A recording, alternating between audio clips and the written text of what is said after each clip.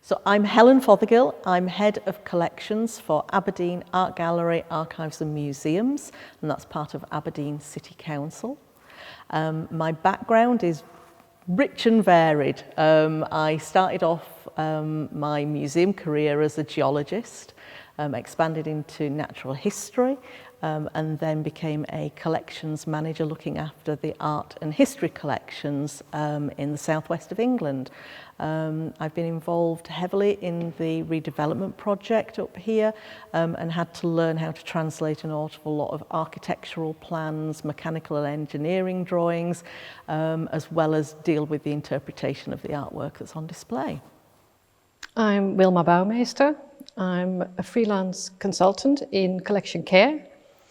I started off as an art teacher and then moved on to textile conservation. And while I did my textile conservation, I developed an interest in the subject of preventive care. So I've moved on to broaden that out to the care of collections in museums in general. And I now work with museums, art galleries, private owners, historic houses to help them look after their collections. And I do that through advice on care and on the prevention of damage. So the aim really is to prevent damage and deterioration of museum collections in the first place, so that we don't need to spend money on expensive conservation treatment. And in order to know what damages items, we need to know about the processes behind that. So we can divide them into 4 broad groups. The first group is issues to do with the environment, which is things such as light levels, humidity, temperature to a degree, and also things that might live in that environment. So pollutants, dust and dirt, and pests. Then we have issues to do with the materials that are used to make objects with, or that objects come in contact with during display or during storage. We have issues around the way we handle things, the way we hold them, the way we touch them or shouldn't touch them. And that also relates back to the materials and the methods that we use for storage. And then finally, there are the issues of a more catastrophic nature, which are to do with fire and flood and major theft. So the way we deal with that in preventive conservation is that we look at the risk of these things happening. So we tend to do risk assessment, where we look at the likelihood of something happening, and we combine that with the effect of the risk happening, and then the two together will inform what kind of priority we need to give it. So the first line of defense for museum collection is its building. In Scotland, the environment is not very kind to collections. Humidity is the main issue that is of importance to collections, and in Scotland, the average humidity is really high. We express the humidity in a percentage. So if the air is completely saturated with moisture, we call that 100%. And then we look at percentages below that. And in Scotland, the average is usually 70 to 90%. It's high. It's too high for the preservation of artifacts. At that level, we're starting to see mold growth, and we are going to attract insects. Insects cannot regulate their own temperature and humidity, so they rely on that in the environment, and they are particularly attracted by high humidity. So in Scotland, we usually have to do something to put a bit of a buffer around our collections, and that is our building. So from my point of view, the building is really the first line of defense. It's a protective envelope around the collection. Now, we are today in a building that was specially built as a museum, and it has recently been refurbished to adapt it to the latest requirements. So maybe you could tell me a bit about how that building now functions and the things that have changed since it was first built? Yeah, certainly. I mean, the building itself has been expanded numerous times. We've got bits and pieces that have been added on over more than a century. And I certainly think that when we came to think this building, we wanted it to act more as a whole instead of little, what we call dead spots, or areas that were particularly damp or areas that were particularly dry. Now, you mentioned that in Scotland the average is that it's usually particularly high humidity. Ironically, on the east coast where we are now, we get more trouble from low humidity, particularly in winter. And so one of the things that we did with this building was we started to think about adding humidity in at particular times of the year. And so during the winter, we try and add humidity into the environment that we sat in. And we do that through steam coming in through the vents. It's cold steam, it's vapour, basically. And we have vents in this room that allow us to do that, and in some of the ground floor rooms we have vents in the doorways, in the portals, as we go around the building. The other thing that we use here is we're trying to go for a more passive control.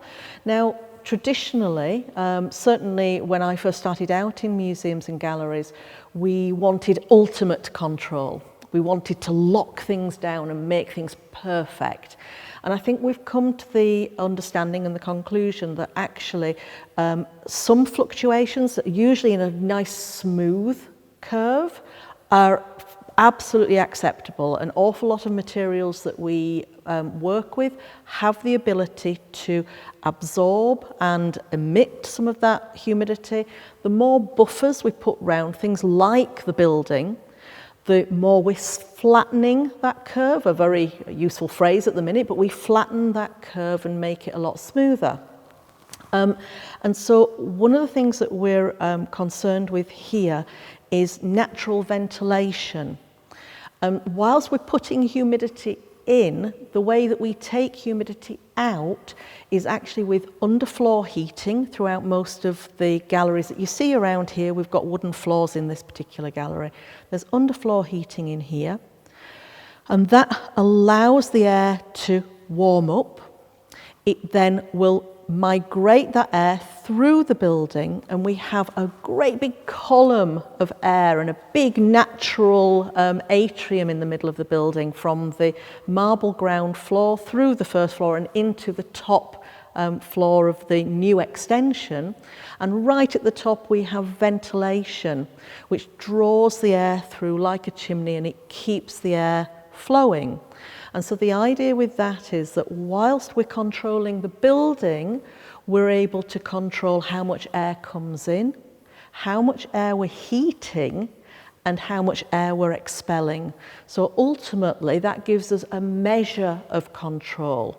It's not perfect, it was never designed to be perfect, but it again allows us to flex and fluctuate with the outside environment, but buffer it, dampen those changes. Yes, so what you've just explained is that your building was originally set up as a museum, but worked to very tight set points, which used to be common at the time. We're trying to get the ideal humidity level, and then we vary as little as possible around that. And of course, that has become less sustainable over the years. It costs a lot of money to put in the plant that is able to do that, and then the running costs to keep that going. And at times of budget cuts, of course, that plant is switched off and then you lose your control completely. And now a much more sustainable approach is to look at wider bands. So we're not using a set point, but we're using an upper and a lower level. And as long as we stay within that, we're happy. The objects are happy as long as that fluctuation doesn't go too fast. Absolutely. So we want to see that a nice, smooth, slow curve. And it can move with the seasons. And you'll probably find in this building that it's at the low end of your band in winter, because You've explained already a bit about the relationship between the temperature and the humidity, and when we heat up the air, it brings the humidity down. So we can even play with that. We don't need to use dehumidification equipment necessarily to still be able to control and bring down our humidity. And the two work in tandem. And we want to see slow, smooth changes. And as you go into the summer, you might find that your humidity creeps up. And as long as it does that slowly, that's absolutely fine. And you might even get to 60%, which objects would be perfectly happy with. Absolutely. We talk now, as you say, rather than trying to find a flat line, and historically we've ended up with something called sawtoothing, which is when we rely so much on mechanical intervention. Basically, you get to a certain point where the mechanical equipment switches on, and then it drops dramatically, and then it rises and drops dramatically. And what we're looking for now, as you say, is smoothing that, and we're even accepting seasonal variation, as you say, a slow creep and a slow reduction. But we're also seeing diurnal changes, so that nighttime and daytime. So we're not leaving all the heating on at full blast overnight when we don't need to. We're turning it off, but it's at a low ebb at that point, so that we're seeing this slow change over a 24-hour period, a seasonal period, and hopefully that will allow these objects to breathe a little bit more and flex.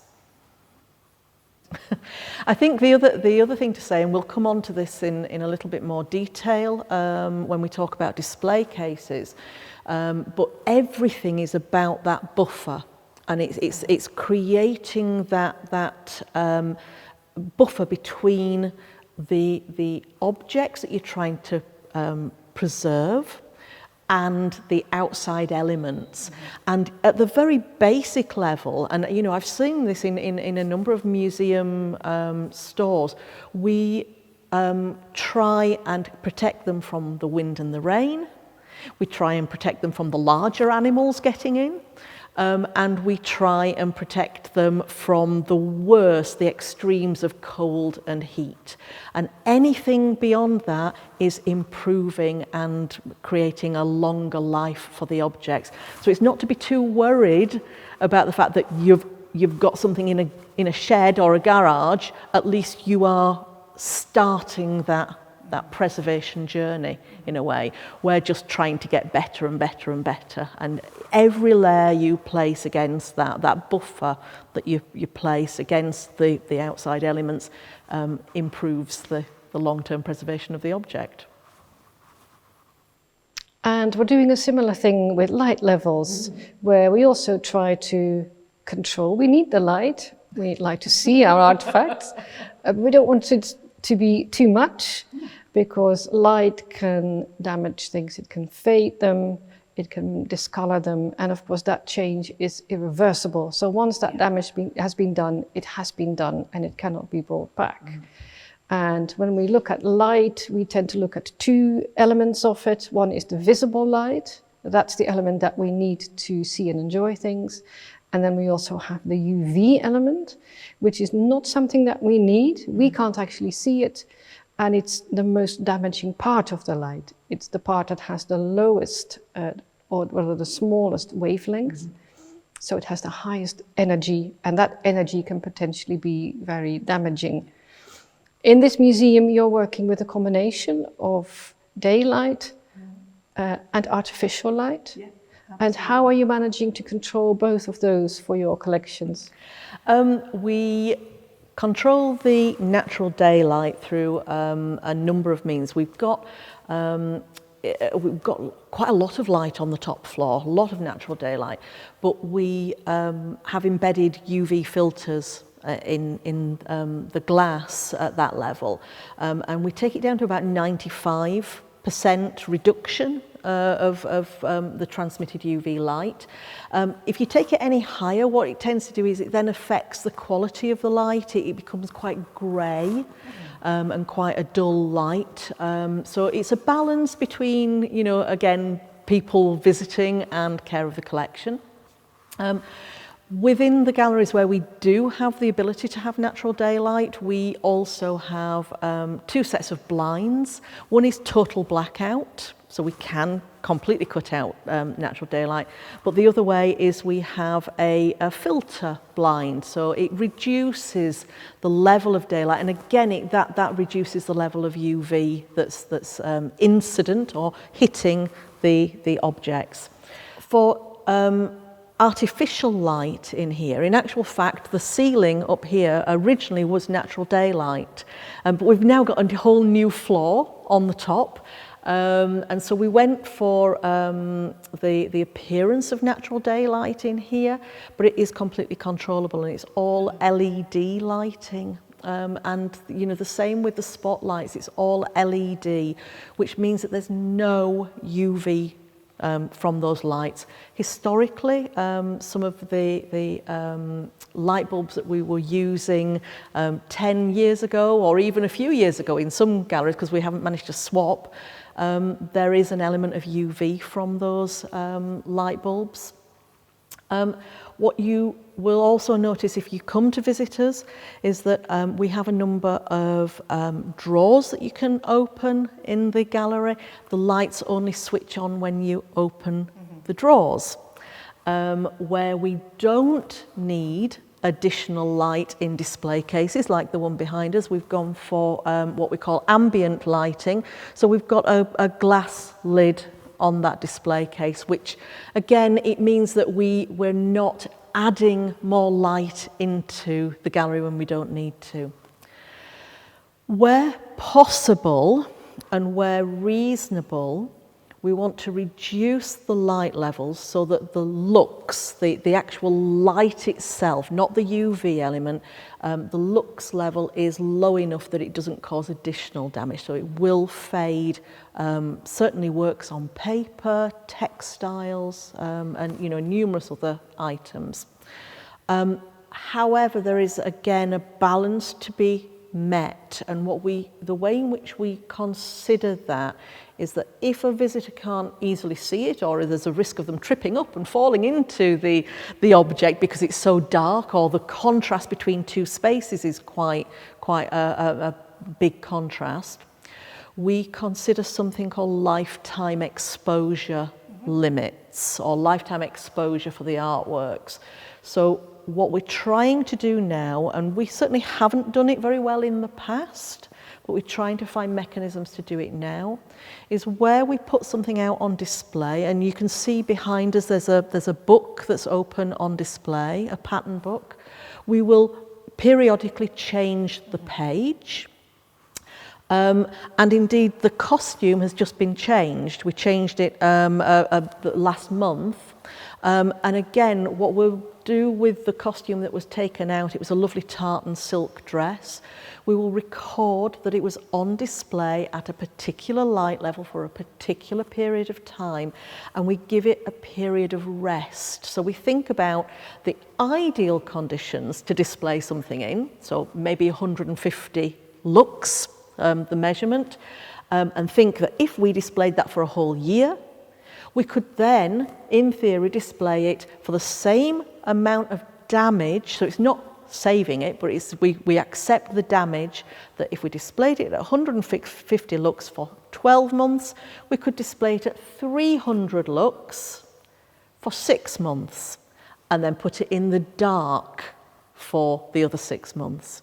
So all of this thing about light and buildings and display conditions has to be balanced by the visitor, but it also is mitigated by our storage at the other end. So when we do store things, we store things as much as possible in the dark, in more perfect conditions.